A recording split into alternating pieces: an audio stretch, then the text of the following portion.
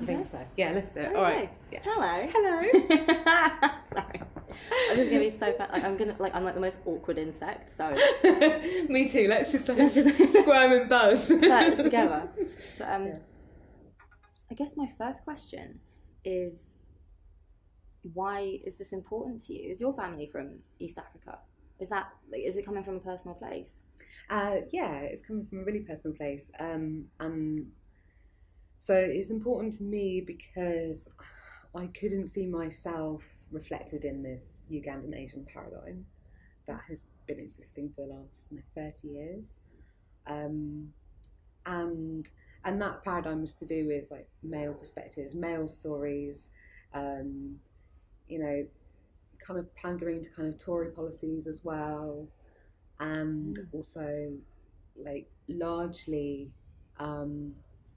Gujarati Hindu businesses, and millionaires as well. So people who did extremely well through being colonialised by the British, and then ending up in East Africa, and then ending up in the UK as well. Yeah. And I couldn't see like how I come from that, and I just thought, well, if I don't have a part in that story, then there's got to be other people that don't either. So I started looking into who those people were, and it turned out that there were lots of other brown people who were East African, Indian, who come from the same lineage, and left East Africa for a number of different reasons. So it wasn't economic migration. So a lot of people think, people moved for a better life, and that's what enabled them to become millionaires and join the Tory party and open these huge gold businesses. And it was really refreshing actually to meet people who are like, I don't know where I'm from.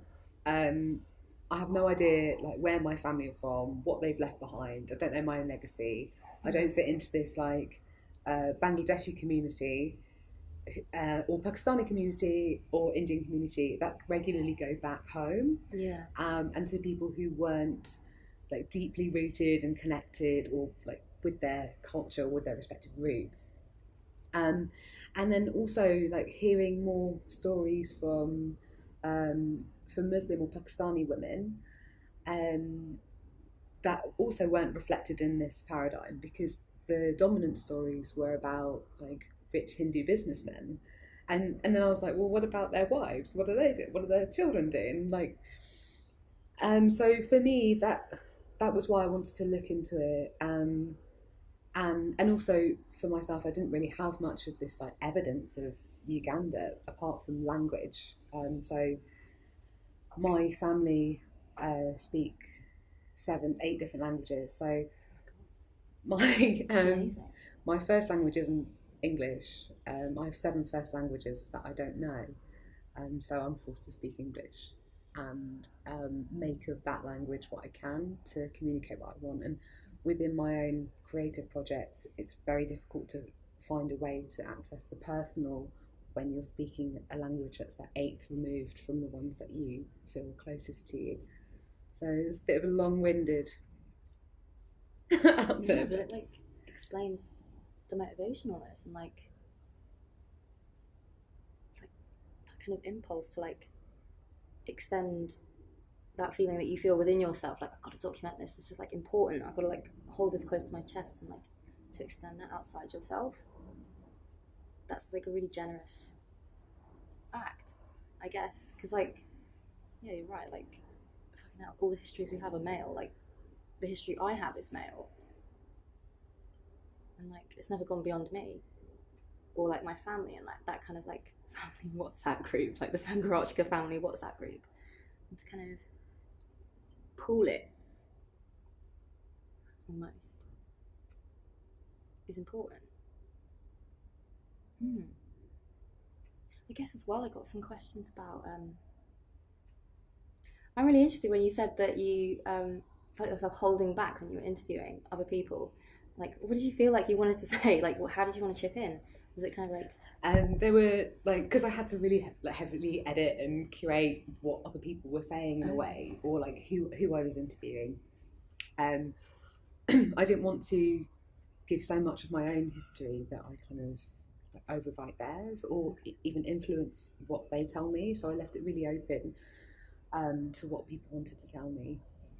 But the things that I heard these participants talking about was a lot about their upbringing and how they were raised, to do with their parents' priorities, about maybe education or living their dreams because their parents never got to. So it raised all of these things in me, and it kind of made me want to talk about what my journey was. And some of these things were to do with language, as I said, like, you know, when you hear your parents on the phone speaking different languages for every different phone call they make, or you grow up with like Swahili words in your dictionary, and you're just like, oh, I didn't realise that these words weren't like an Indian language, or and then you also have no like point of reference to where that language comes from. Yeah. So those were really interesting things for me, but also, I mean, I got a bit obsessed about like the structures of the home and like architecturally what spaces we build through migration, displacement, and for me, like buildings like hold histories, of course, but they can also represent traumas, like previous traumas. So, what I was interested in looking at was like how people's homes were laid out. So either in Uganda or Kenya or Tanzania, or in comparison when they moved to the UK, what their homes were laid out as. And for me, there's something about like reimagining that gives you a sense of place that you might otherwise not have, even though it's built through the imagination. Yeah. I mean, I noticed that you've got like lots of photos in there, like so you've got lots of references to what these places were, and you know things like the cars that were driven, or like the technology. Like there's a radio in one of the photographs, and some of the clothing that was worn. So for me, a lot of that is absent, and a lot of it's missing. Yeah, mostly just because of the way your family was forced to leave Uganda, like that kind of disparity between Ugandan history and the rest of the Asian experience in East Africa, which is kind of completely at odds. Yeah, totally. Yeah, so they left with, from what I understand, my dad, so my parents have like a very strange kind of history, both of them, a little bit more complicated than the story that you see like documented in the BBC websites or whatever. So both my parents were born in Uganda. My mum was born in Jinja, and my dad was born in Mbale. And my mum lived there for 10 years in Jinja before moving to India with her two sisters. And she returned, I think in 71 or 72, but it was very close to when they got kicked out. So she had 10 years in India, 10 years in Africa. And that has created a completely different experience for my mum.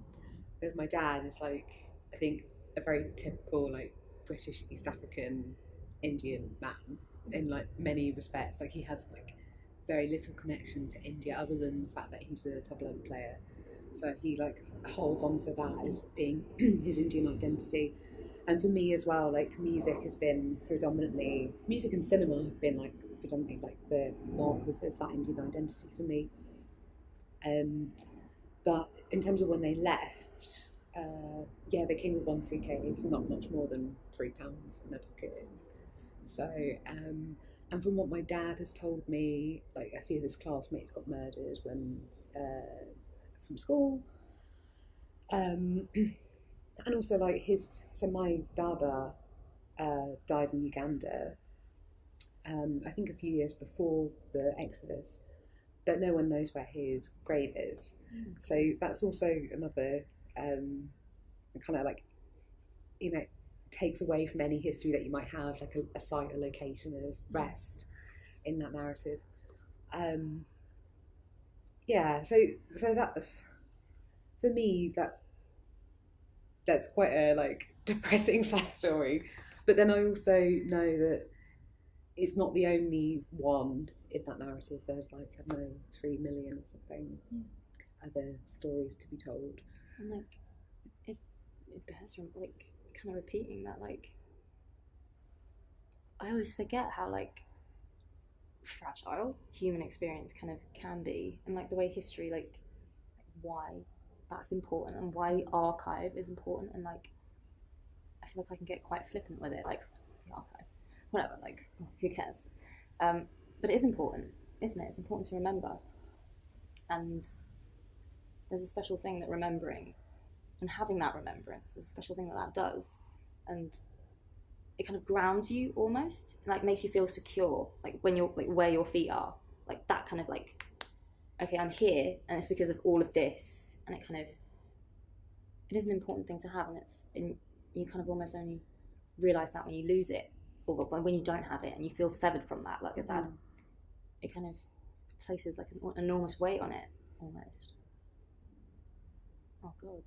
Yeah. It's an emotional thing, and like it's a beautiful way for art to position itself, isn't it? Like, yeah, totally. Like I really felt that when I was talking to the participants, and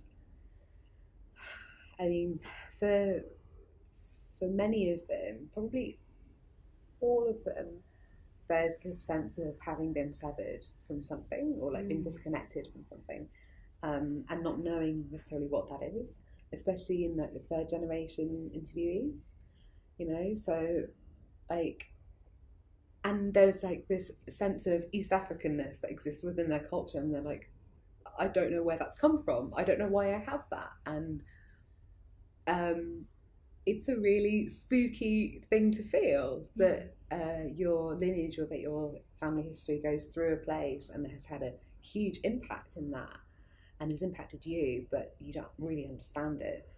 And what was really amazing when I was speaking to these interviewees was this idea of not feeling like you belong anywhere, because you can't trace that history, and because you're so removed from it, you know, either third generation or, you know, your family history has been wiped out. And so the only point of reference you have is like the cultural like customs that you practice at home, or the colour of your skin, or the fact that you might, you know, through the slippage of some words, sound a bit different from your average white person.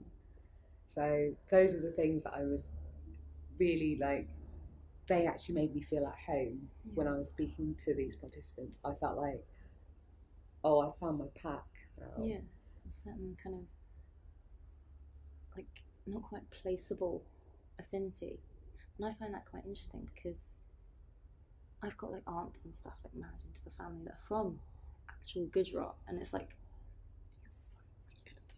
Like, you're so weird. There's like some kind of like, for me it reinforces the idea that like India is almost not really actually a geographical reality when it comes to diaspora.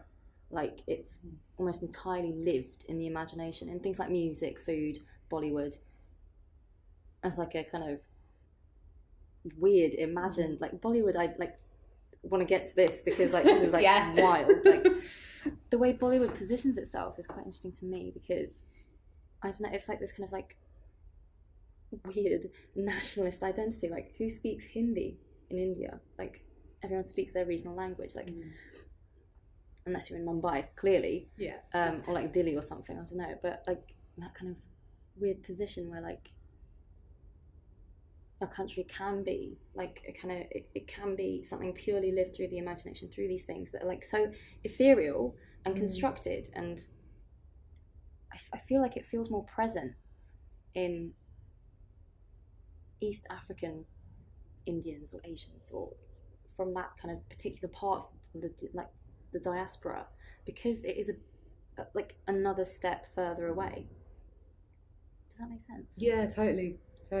I felt that as well. Like, some things have sort of fallen into place both through doing this research and also going to India as well for the first time. And then I mean, it's partly through like what I was talking to you about before, like being a teenager and rebelling, and part of that rebellion was against the culture, against like, the things that didn't fit or work for me, and against really whack ideas like, you know, Indian girls don't do this and Indian girls don't do that, or they're not allowed to, or whatever. And like, but I'm Indian and I'm doing it, and then you're like, oh, but I'm not Indian, and that's how I can do it. And through rebelling against that, I think really what I was doing was negotiating parts of that culture that I identified with and that I wanted to carry on, or that were almost useful to my survival. And I think growing up in the regions in particular, where you don't have like such a close community of, let's say, East African Asians or Indians or Pakistanis or Bangladeshis or whatever near you, is a lot of those things have to go for your survival. A lot of those things have to be forfeited. But when I went to India, I was just like greeted by the most amazing group of people from our age groups, and they were also not necessarily rebelling but renegotiating their cultures. And I think they are afforded the privilege of doing that because they're rooted in India. And I think that if you've been twice displaced, or even like you've migrated once, your tendency would be to hold on to and preserve that culture as closely as possible, so that you have like some sense of identity.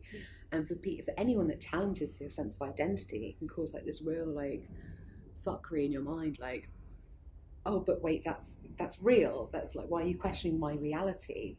And it can feel so deeply uncomfortable if you've been, you know, whether you're an economic migrant or whether you're a political refugee. You might not want that. You want to have a firm sense of identity of where you're from. And I think coming back to what you're saying about Bollywood, you know, that like firmly fixes it in place because you have like a cultural reference and you have celebrations with that cultural reference of your identity, and it allows you to feel part of this like huge thing. And maybe that's what nationalism intends to do anyway. But as a child being indoctrinated into it, there were certainly things that I felt really proud of being connected with, and then there were also things that I just felt like I couldn't bear. And those are mainly like the power dynamics, I think, between the characters. The gendered power dynamics as well. Yeah, definitely. Gendered power dynamics, structural power dynamics. Yeah, I mean, it was a bit different to watching EastEnders, which was like trying to like unpick all of these things. And like, if you compare like, you know, something like EastEnders, which is like so off the wall at times with its writing, and you like compare that, at least in the 90s, to like your typical standard Bollywood paradigm of, you know, boy with bad hair falls in love with girl. Girl doesn't want to know, plays hard to get, family get involved, actually it will be good for her, they have a dance, the end. And yeah, that I just couldn't see myself in that at all. So I've always felt a little bit like disconnected from that, and I think that that's something I also wanted to renegotiate through doing this project. That's interesting. Then it's almost like by doing this, by extending your reach outwards, you are both kind of opening yourself out, but you're also gathering everything closer. Because I mean, I also kind of wonder how much you'd have to say if like you were interviewing you. So like, before we go into like the, you know, the practicalities of like the project, and like obviously want to know what you're up to in Mumbai, but like, what would you say? What would you say if you were like, obviously you are, hi, you're on the camera, like, so like, let's do, do you want to do that? Should we do that? Let's do that. All right. Yeah. What would you say? Like, what does your father remember and your mother remember? Oh man. Wow. I was totally going to save this for my little sister who I'm going to interview. Oh no. But I'm going to not let her see this until she does hers, definitely. What do they remember? I don't know, like, I think my mum had like a much more like closed off upbringing, like quite sheltered in some ways. And I think, well, neither of them really talk about it, and I guess that was like part of the impetus for doing this project.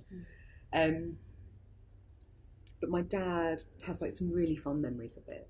You know, he always describes the house that they lived in, and he would describe like, I don't know, climbing mango trees and like picking mangoes and just generally like misbehaving.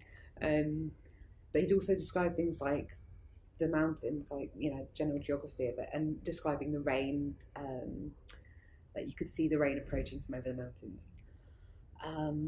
What else? I think so. He was really wrapped up in music then. So him and his brothers were musicians, so they sort of would play together. I think they were on like Ugandan television at some point. Wow. Yeah. Oh my God. Yeah. And I think to some extent he's still in that kind of mindset of living within, you know, that living that life, like that Ugandan life. But yeah, they talk about it very little. I mean, I tried to do this project with them 10 years ago, and it didn't fly. Firstly, in the environment I was in, so I was studying on my BA, and people were just like, "Oh, I don't really get it. Doesn't really speak to me, and I don't know what you're trying to do." And also with my parents, like, I think they were so deeply traumatized by it that they just had to put it behind them and not open it up and not talk about it. And so yeah, there's not much that I really know from their time there. And then obviously my mum had a slightly different upbringing where she lived in India for 10 years. So in some ways, like, her identity is so much closely like aligned with India. But yeah, they do talk about, well, my dad talks about the house that he lived in.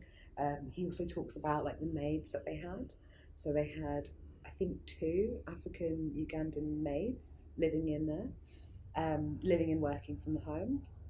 But they also lived with a Hindu family. So they had like what he describes as like a bungalow, a long bungalow. I'm just kind of like looking at this now as well and being like, this is kind of weird. This is like a bit of a long bungalow. There's no photos of it. So it's all kind of constructed through my imagination or his imagination. But he would describe like the soil as being really nutrient and like rich, and he was like, you could throw anything at it and it would grow, and it's like so amazing when I look around me and the things that I'm trying to grow here, I'm like, grow. But you know, it's like just that, using that as a metaphor for trying to like place your identity somewhere, or become, you know, growing something and becoming something, or allowing anything to become its potential in like nutrient-rich soil. Like that was the place that you could do it, and that sounds really idyllic. But then when I also think about it in terms of like a post-colonial perspective, it sounds a bit like I don't know, an infiltration of land. It, you know, in just the idea of like taking a patch of land, arriving at a patch of land and saying, I'm going to mark this out and I'm going to take from this what I want. And so even though there is this like really beautiful idyllic thing that remains in memory, there's also this undercurrent of how that was allowed to be, how that was, you know, even put in place in the beginning, which isn't thought about when my parents or many first generation speak about East Africa. And I think that they can't bring themselves to think about that either. And I think I see that as my work now. And that's why I'm really happy I didn't do this project 10 years ago. I'm happy I'm doing it now, and with second generation and third generation people who can actually look at that and look at this really idyllic, beautiful memories of Uganda and Kenya and Tanzania, and then also look at like the political and economic complications that it had then and that it has now. Like, it's ongoing. There's another part of the project I would like to do, looking at the racism within East Africa, between black and brown people, or between like Africans and Indians, but heavily towards like the British presence in East Africa, and how that's still contested now. So I don't know if I kind of went off topic a little bit. No, like that's. I mean, listening back actually to some of the interviews that are already on the website, like it seems like a kind of like something that people are aware of, and like maybe it's nice that this is coming from a bit further down the line. So we're like a couple of generations in, kind of half assimilated into British culture, but also critical of it. like, and you know, we're here.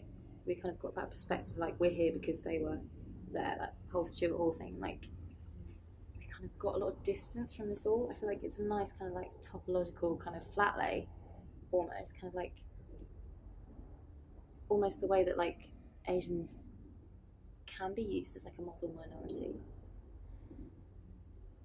and like instrumentalized as agents of colonialism, but then also equally at the arse end of it. Like, that's interesting. And kind of, I don't really know how to ask the question that's in my mind, I guess. But like, about unpicking that, I don't know what the question is, but like more about that, please, because like it's such a slippery. It is a slippery thing because it's like almost kind of like methodologies and like how do you kind of approach that? For me, I think this whole like model minority thing really bothers me, and I mean it's also tied in with this like Ugandan or East African Asian paradigm of like, you know, they came here with their businesses and they thrived and they did really well, and like now they own all the chicken shops and all these shops, and they bring all the arms into Southeast London, and like those are the things that I think need to be discussed. And you know, so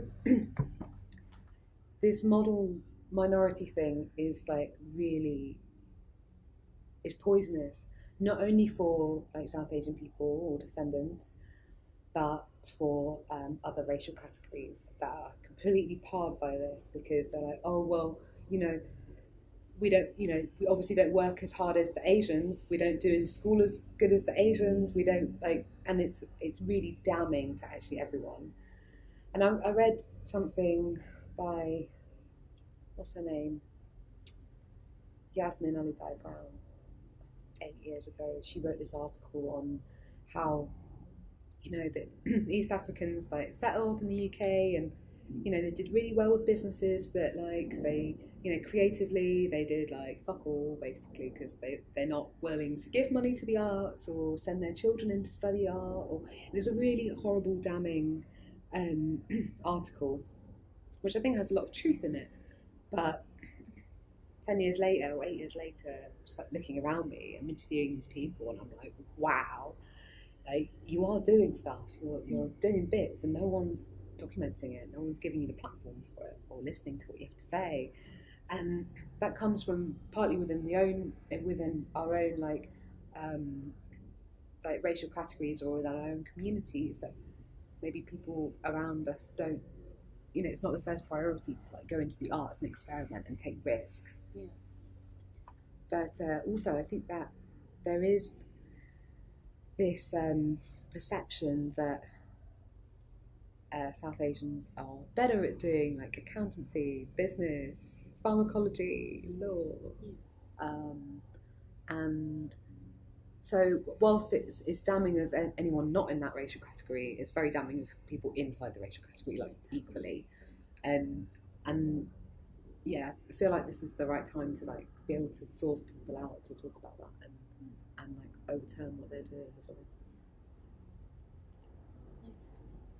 Like, I feel like as well, I do have problems with like that idea of like the Muslim minority. And like, it is important to kind of, I guess, recognise that as a person of colour, I do like it's not like, I guess there are problems with like the phrase politically black and like that kind of way of working back in, you know, the day. Like, it is important to kind of recognise where I have privilege, but then also like the problem I have with model minority thing is like, I guess it does kind of, it feels classist. Like, it feels like it's kind of like erasing that almost working class history that like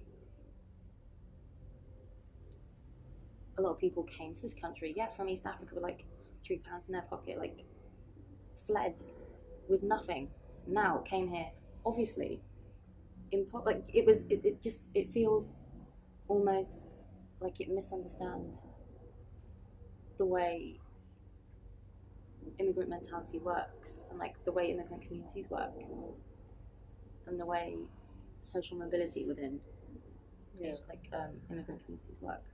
But it is a very complex thing, and I don't know how to like handle it. Like, I don't know what shape it takes, and like it's hard to do it without speaking in like universalities, which I guess is why this specific method of like documenting on like a super subjective level and like the form of an archive is kind of really fitting. Maybe that is like the solution to this issue of like, right, well, that's because like, you know, like I feel like in India, like everything's so tied up in the secular, almost like kind of like, I do this because I'm Hindu from this specific region and this specific caste, and like that's my background. And I feel like maybe that's got flattened out a bit coming over to East Africa, but like it's still there. So maybe that like super specific like individual approach is kind of a nice leveler. Yeah, About that. That's not really a question, that's more of a comment, but like, thoughts? I think it felt like that was necessary from the beginning. Yeah, I mean, I intended to do workshops where people all came together, and you know, like with the one I did at ASC. So there's 3 participants, and talking with each other, but actually like the individual interviews gave a different perspective because they honed in on each particular story from a completely different region, and also looked at like histories in isolation rather than as a diaspora. So whilst the Ugandan Asians could be seen as one diaspora, like all of the East African Asians could be seen as another, but you have people leaving Kenya in 68 and people leaving Uganda in 72 and people leaving Tanzania like earlier than that as well, you know, as early as the 50s actually. So things were already becoming tense in Tanzania. And then you have people whose family still remained in India before partition or like during partition, lived through it, and some whose family weren't affected by it at all. And so yeah, in terms of like trying to like generalize an experience, it's impossible.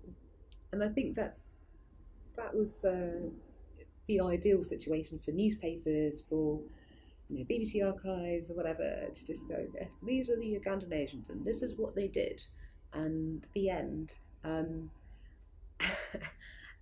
And so like just trying to find out where the holes were was part of the task. And it became evident quite early that the holes were in whose stories were being told. So all of the stories collected so far, they cross gender, sexuality, race, like interracial relationships,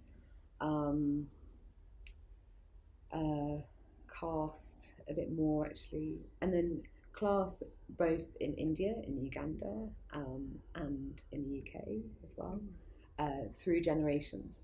So it's like there's a lot to. If I was going to write like a super academic paper on this, that it could go on for a long time. It's like so many variables, and like it feels like such a nice thing to like throw a blanket and like represent all of that, like gather all of that to your chest. I've got loads of questions about why it's called. Not loads of questions, one question. Okay. Why is it called the White Tiger Project? So the White Tiger Project. So I was reading The White Tiger by Arvan Lediga, who's a very provocative writer. And I'm trying to think now actually why I named it after that. I think it was partly to do with so it's from the perspective of a taxi driver, and I think he's like quite a low caste like servant to this like rich businessman. So partly to do with that relationship between like servant and master. But then he also describes like the white tiger as being, an endangered animal, endangered species, but also talks about it a bit like it's a freak of nature, and I mean, it's a very like popular phrase, like used for all sorts of things. So like, you know, both the taxi firm, that's like a fictional thing in the book, but also many other, I don't know, animal related or not related, animal related things, projects. And for me, it represented all of those things, but also so like the oddity of that as well, of not being easily placeable, but also being a rare species in some way, or like a rare entity. But also talked about like the power structures that exist through that colonialization and through that exodus, and some other reasons. I think partly like the project was going to take place in Bangalore as well, and it didn't for a few different reasons. But the book is set between Delhi and Bangalore. And so in a way it actually like talks about, with the titling of it, refers to my imagined India, or the India that I thought I was going to, and then the you know the India that it turned out to be. So maybe we should press on to that. Like, what was it like going to India? What did, like, that, it was the first time you went to India, wasn't it? Yeah. I've never been, so like okay. Wild for me. Like, I can't think of going as anything but a tourist, because like no family there, nothing. Now like the old family home's there, no one's in it. I think they've repurposed it into flats by now. But like, what was that like? How did you feel? How did you negotiate that? Like, fuck. That was like a total headfuck. So, where did you land? Actually, oh my god, it was. I'm going to tell you all like the totes and most stuff about every single step of the way. So actually, I went when I was 8 months old, or like 1 year old. So I don't remember it. Okay. But there were, I think, 2 or 3 photographs of me there with this hair, which is really weird and bizarre. So I don't remember it, but my 2 older sisters went when they were 5 and 8, and then my younger sister went when she was 5. So I guess I was the only one that had no memory of it at all. And I think that also really bothered me. That was one of the reasons that I wanted to go there at all. The other reason was, to do with this project, and like seeking out roots or whatever. And then I guess another reason for wanting to go there was so that I actually had some memory of the place. And that was it. The other reason is like when people ask you like, where are you from? And you say, oh, I'm from Southampton. And they're like, no, but where are you really from? Where are your parents? Your parents? Where are your parents? And I'm like, it's like, well, Kenya. They're like, but you're not black. Yeah. They're like, oh. It's like, oh my god, do you want to whip out my ancestry.com like family tree? Oh, I'm just like, let me just pop to Boots and get a DNA test, and then I'll tell you where I'm from. And it's like, please, like, give me a break. Yeah. But yeah, so it was partly that as well, like just the annoyance of that, being like, okay, well, I should go and, me being annoyed at people for asking that question, being like, you don't know your history, you don't know your British post-colonial history, you need to read up on that shit and stop asking me where I'm from. Yeah. Because if you read that, you'd know where I was from. Yeah. But then I was also like, okay, I don't know where I'm from because I don't know my history. And part of that is that history not being available to me, having been erased or confiscated, or for my parents, and many others being confiscated at gunpoint through genocide. But for me, that history being available in terms of success stories and like pro-Tory party policies, and I was like, this is not the history that represents me. And so those are the reasons I wanted to go. But of course, I read things like White Tiger and like Glass Palace, and I watched things when I was a kid, like the little, the little princess, and like these beautiful representations of India, and like tons of Bollywood, and I was like, I know it's not like that, but I can't explain why it wouldn't be. So yeah, anyway, got on the plane, landed, and then that voice, like the pilot or something says, if you're visiting India for the first time, then welcome to India, and if you're from India, then welcome home. Aww. And I was just like pulling my eyes out, just like, I don't know which one is happening. Which one am I? Oh. Yeah. So yeah, that was beautiful. Like weirdly poignant moment from the pilot on the plane. Yeah, funny they knew. Oh man. God, I wish my experience with like Bangladesh flights were like that poignant, because normally it's horrific. Really? First time I went to, completely unrelated, sorry. First time I flew Aside, breaking the fourth wall, soz, not related, tangent. First time I went to Dhaka.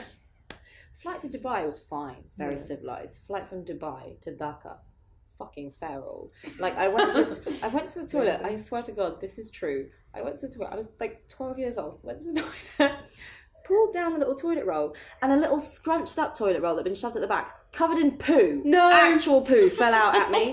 Oh my God. Oh my God. Oh my God. Oh my God. I wish my experience for the first time was that poignant. Like, you lucked out.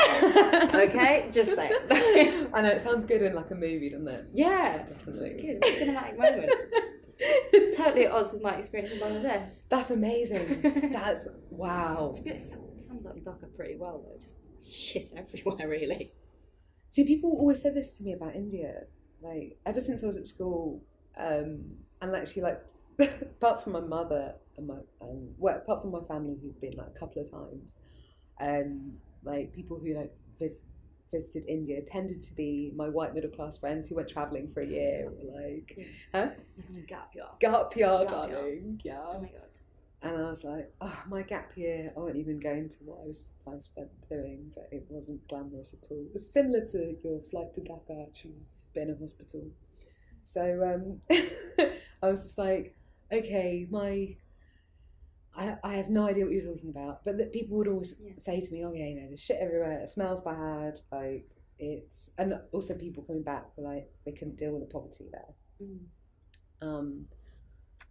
So I was expecting that, and then also like seeing beggars and people like scavenging. But I arrived at Mumbai airport, so that was where I touched down, and it was like shiny and clean and like tree, like just everything was like so beautifully manicured, and I was like, whoa, what is this? And then I got in a cab and headed to the studio because I was doing a residency there, so that's my first port of call.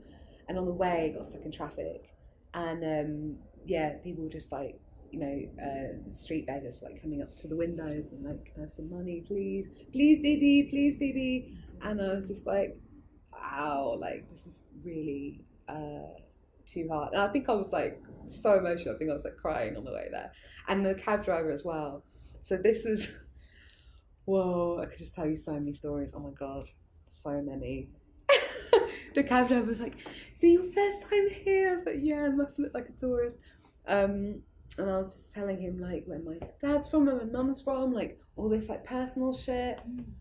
And crying and being like, oh my God, it's so beautiful. I'm like, I'm home and I've come back to see my roots and like, this is great. And then I got to the studio, and the cab driver said to the guards on the gate of the studio, like, so I'd already paid him, and then he was like, oh, she didn't pay me, she didn't give me some money. So like he was then saying, I want some more money, and like from what I could vaguely understand from like my broken understanding of Hindi, he was saying like these stingy foreigners like coming here, and like they come with all their rich money and that kind of thing. And they don't want to give us any of it. And I was just like, oh my God, wow. So yeah, that was mad. That was really mad. And then a similar thing happened to me during my residency, but I probably shouldn't say much more about that. Yeah. Aside. Yeah. So that was like my first that was my first day, and then but I did actually meet up with some people I was put in touch with, and then I met some more friends while I was out there through chance who were just awesome. But yeah, anyway, so many more stories. I'm quite interested in the way, I guess, the residency in Leicester and the one in, it was Mumbai, wasn't it? Yeah. The way those two places kind of position themselves in relation to documenting East African history. Because in my mind, Leicester, like, yeah, full of good Jews. All good, like, I'd say a good 80% in the UK, obviously from East Africa. Makes sense. Mumbai, I was like, ooh. I mean, I don't know how that residency in particular positions itself. Was it the same as the one in Leicester, like kind of collecting stories, or were you presenting it like kind of like what's going on over there? Like, in a way, it was to do with like looking at the site of origination. So a lot of people who went to East Africa came from around Mumbai, that kind of area, and it's known for like both a lot of immigrants moving there, but also people who moved out and moved to East Africa. And then the other reason was that it's close to Ratnagiri, which is where I wanted to research and film around. And that goes back to like where my grandparents lived when they were in India. So it was easier to get there from Mumbai than from anywhere else. So yeah, that was one of the reasons for going there and for being based there. But the residencies between the two places were different. So the one in Leicester was gathering research from local communities and doing these workshops, which were like knowledge gathering workshops, and doing interviews. And the workshops in India were around like practical skills based things actually, but kind of doing that knowledge sharing through the skills. So there was sound workshops. Yeah, exactly. Yeah, there was a sound workshop which basically we just sat in a room and made Foley. But like, yeah, it was just so much fun. And you know, I got to learn about contemporary Indian culture through doing that, and contemporary approaches to like sound making and general like creativity, and getting an insight into like local creative arts groups through that. And then also through the animation workshop, I worked with some young women who were part of the graphic design firm, all Gujarati, I think. So that was also just like, and I had amazing conversations with them actually that weren't documented, but just through having that conversation in the workshops, I was able to see how they're approaching their skills and what opportunities are available for them as young women in India today, and that's what I wanted to kind of get a sense of, in comparison to brown women in the UK who may originate from that area. So yeah, it seemed unrelated, but in a way, I mean, together. In a way, I feel like it's tied together by like the website, the way it kind of positions itself, like with the map, like kind of these three places, these three like general areas, like one massive country, and all of its kind of specificities, and then this one cluster of countries in a specific region, and then the UK, just this tiny little island. Like, there's something kind of, I mean, I'm glad you went to both places, like both, like kind of, that you positioned it by like doing Leicester, Mumbai, and I kind of almost wonder, is it a ghost? So someone's got something to say. Oh my goodness, reveal yourself. Sometimes that happens in here. Like, you hear all sorts of mad sounds. It's usually like foxes running on the roof or something. No, stop. Foxes on the roof, can you imagine? Oh my god. Yeah, sorry, that might happen. That door sometimes slams. Sometimes you hear a fox or a child on the roof. What other creepy sounds? A child? Yeah, so the kids on the estate nearby, they not like like to a ghost climb up here. child. No. All right, that'd be creepy. No, the child is real. There's like a couple of them actually that go up there and run around. But anyway. Yeah, like there's something about like kind of going and visiting and doing different things in each place, kind of tying these places together, both by collecting the stories and like going to visit and like putting down like some kind of stake, not like a stake in the ground, but like putting literal, like you've got stakes in there. Part of me wonders, would you consider going back to Uganda? Maybe not Uganda specifically because of like specific traumas, but also maybe Uganda because you've got a personal connection to it. And would you consider that? Yeah, absolutely. I would love to. I'd love to go back there, or go there at all. Yeah, I've always wanted to visit. I mean, partly for like the reasons that my family described it as being idyllic, and this wonderful life they have there. Which, in comparison, having now seen where they're from in India, I can understand why it was idyllic there.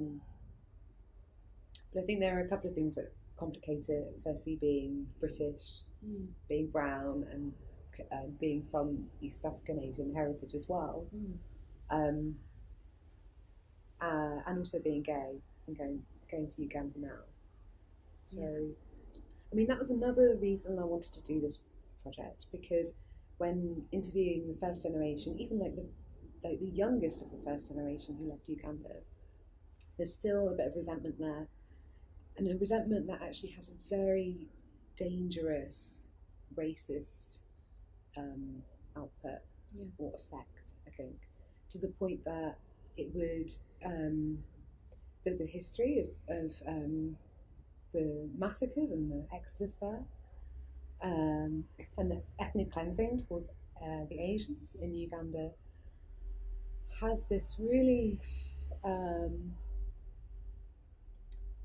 detrimental racist impact, in that people would not necessarily give money to sort of causes or charities, or even be vocal about certain problems, whether that's a food crisis, whether that's famine, whether that's like people being killed because of their sexuality. There's a number of problems that exist there that as like, I don't know, 3 million people or whatever, we could do something about, because we have a connection to that historically, and not just for the sake of being altruistic, but in a sense of acknowledging our own history and what we have been a part of and what we are a result of, rather than just going, okay, well, you didn't want us, then go and suffer, which is not an attitude or a mentality I want to be part of. I think that I would definitely take the first opportunity I could to go to Uganda and Kenya and Tanzania. Like, I would love to visit all of those places. But I realised I would take all of those complications with me when I visit. And I think that having the White Tiger Archive project can be a witness to those things, rather than just go, okay, like, I was born out of colonisation in those areas and now I'm coming back to recolonise.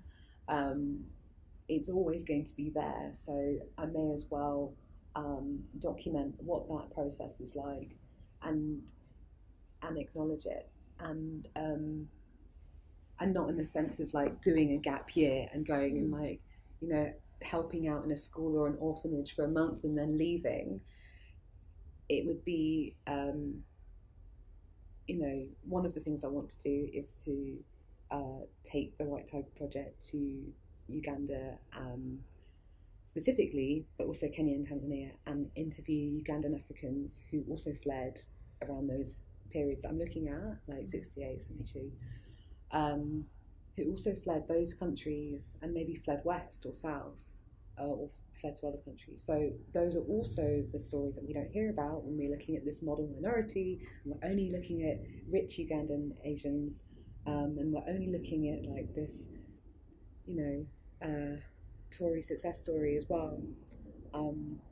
That very, very much needs to be part of this, or needs to reflect that in some way. Yeah. I'm really interested in idea, almost, that you can. The project acts as a kind of a tool to like ensure your sincerity when visiting these places. Not in a bad way, in a very good way, like in a kind of, you've got a purpose and you're going to like engage with the place in a very specific way. And again, I don't know how to position that question. It's not really a question, it's kind of like just like throwing that out there. Like, I mean, did you anticipate that this would happen, that you'd kind of go to Mumbai for the first time and not feel like you're on a job, like, and you're kind of going back to this place where your grandfather, is it your grandfather, where he was from, and like your family where they were from, and going back to this place and kind of feeling like you belong, I guess. Did you feel like you belonged because you had a purpose, or? I think, you know, that beautiful moment on the plane was just like, welcome home, and I was like, yeah, I just touched down, I belong. And I think actually, like, in a really sad way, the reason I felt like I belonged was because I was in transition, and I was like on a flight, and I was on the move, and just glad to be down on ground again, was that? In some ways, yeah. But also, like, I hadn't seen India, and like, once I had, I didn't feel like I belonged there. I mean, I was reminded of it continually while I was there, that I was British. And I mean, somebody said something amazing to me when I got to India. They said, you know, Mumbai will show you who you are. And I was like, I'm so scared of looking in the mirror. Oh, yeah. Don't really do it. Who am I then? Yeah. Come on, tell us. And yeah, I realised so many things. It's like through these interviews as well, like other people had that experience by going there, you know, in terms of everything, like what air you're willing to breathe, what water you're willing to drink, where you shower, where you shop, what neighbourhood you live in, what mode of transport you use. Like, it's such a political thing. I suppose it is here as well. Like, I know some people that wouldn't get on a bus. Why wouldn't you get on a bus? I know, right? But you know, when I was in Mumbai, I was hanging out with some friends and I was living in the south and they were living in the north. And I was leaving them at about like 11 p.m. and getting the train. And they're like, "You're not getting the train now. Like, that's mental." And I was like, well, "Why wouldn't I get the train? Like, just get the train. You know, I'll hop on the underground like at this time. You know, I'll go through, you know, questionable areas of South London at this time. What am I scared of?"